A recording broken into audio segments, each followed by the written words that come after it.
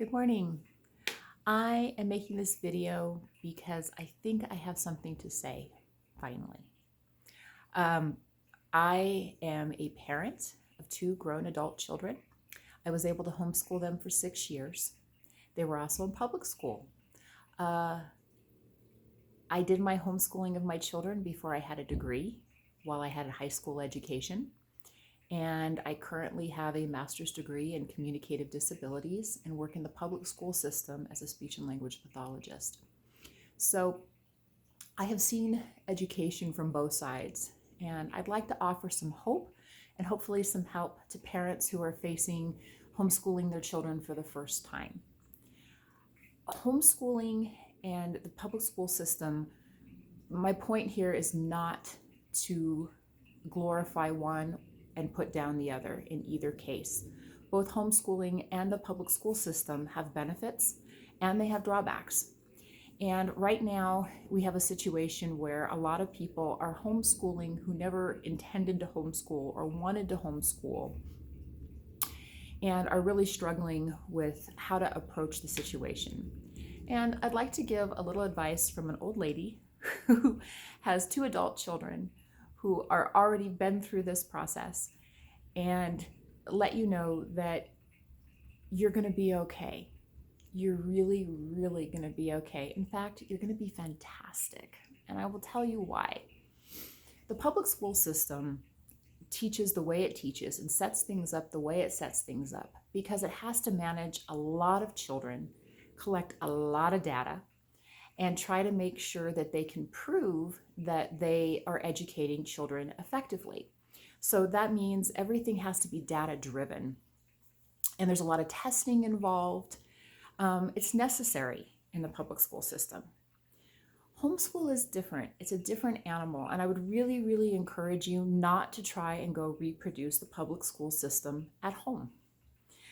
Because you have a unique gift and a unique opportunity right now to do things with your children that the public school system can't. And if you look back, think about when you went to school and the things that you remember. We remember the things that we use all the time, and we remember the things that impacted us emotionally. Okay? So you have an opportunity to work on those most important skills: reading, writing, math. And it doesn't have to be done in curriculum. It doesn't have to be done out of a workbook, but it can. And the fact that you will connect with your children on things that are of interest are going to make them emotionally impacted, which means they're more likely to remember them. They don't have to learn them from a textbook. When I was raising my two kids, they are radically different. I have one who was very much an academic and could have learned everything from reading books. And I had one who was a very hands-on learner, and they were 2.5 years apart. And I had friends homeschooling who had 10 kids in the household, and they were all spread out all the way over. And the one advantage that I have that you don't is that I had time to prep. I had time to think about what I was going to do. And I'd like to give you the wisdom from my years of going through all that. And that is, let it all go. Just let it all go. If your kids have an interest, pursue it. I know we all have different financial means, we have different access, but if you're watching this, I'm assuming that you have access to Wi-Fi or the internet in some way, so you have access to a whole lot of information. Because of short supplies with the pandemic, you may or may not have everything in the home that you would like to have to do what you want to do. But I would encourage you, rather than try to reproduce the public school system, rather than try to do, we're doing math, we're doing history, we're doing science, we're doing English, pick one thing. Give yourself a break.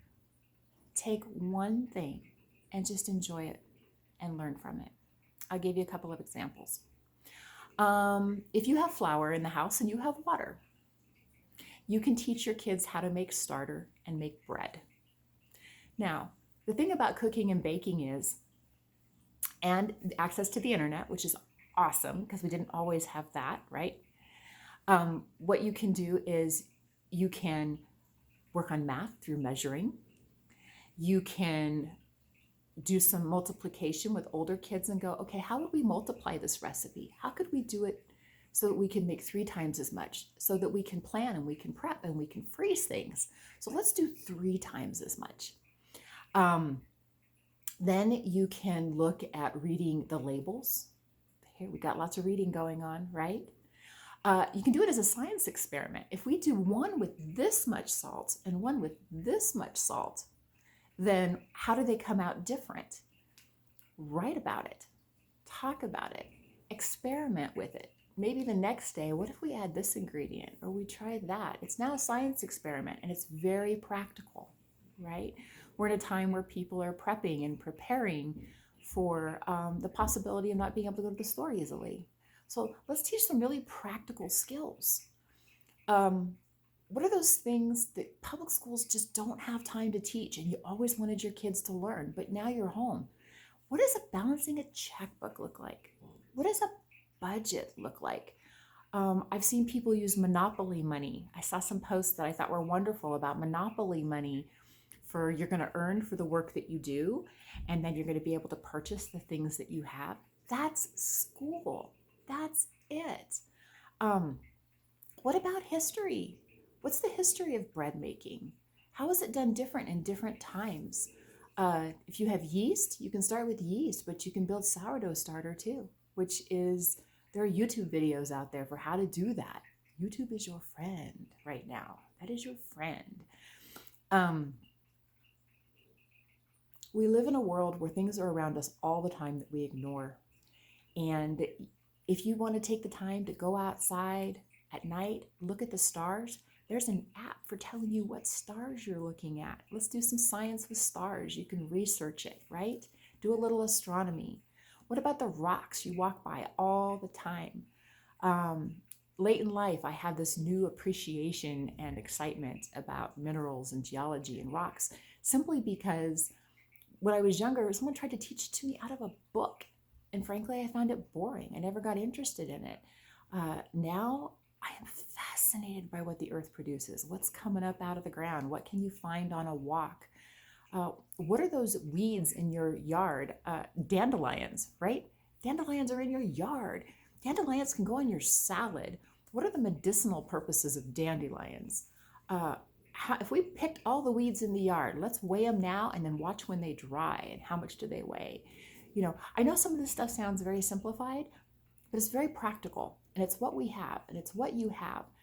And the fact that you're going to take the time to spend with your kids to do it is going to make a difference.